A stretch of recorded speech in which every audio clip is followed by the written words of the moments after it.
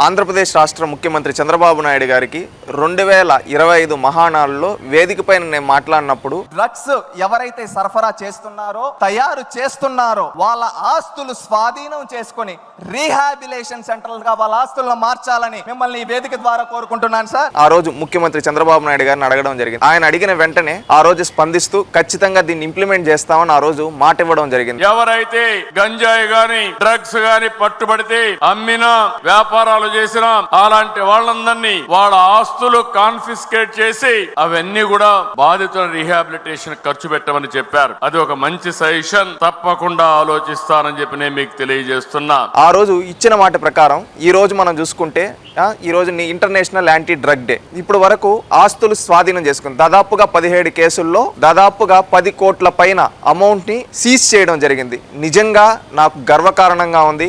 ఒక ముఖ్యమంత్రి ఒక సామాన్యుడు వేదిక పైన చెప్తే అది ఆయన ఏదో మాటగా కాకుండా ఇంప్లిమెంట్ చేసి చూపించి, ఎందుకంటే యువత భవిష్యత్తు కోసం ఎవరైతే తప్పు చేస్తున్నారో డ్రగ్స్ అమ్ముతున్నారో వాళ్ళ ఆస్తులు స్వాధీనం చేసుకొని సీజ్ చేయడంతో రేపు భవిష్యత్తులో ఎవరన్నా ఇలాంటి పని చేయాలన్న భయం అనేది వాళ్ళకి కనిపిస్తుంది. ఆ భయాన్ని చూపించిన ముఖ్యమంత్రి గారికి ఏదైతే చంద్రబాబు నాయుడు గారు మాటల ముఖ్యమంత్రి కాదు చేతల ముఖ్యమంత్రి, ఎందుకంటే ఆయన మాటిస్తే ఖచ్చితంగా 100% చేస్తాడని చెప్పడానికి ఇది ఉదాహరణ.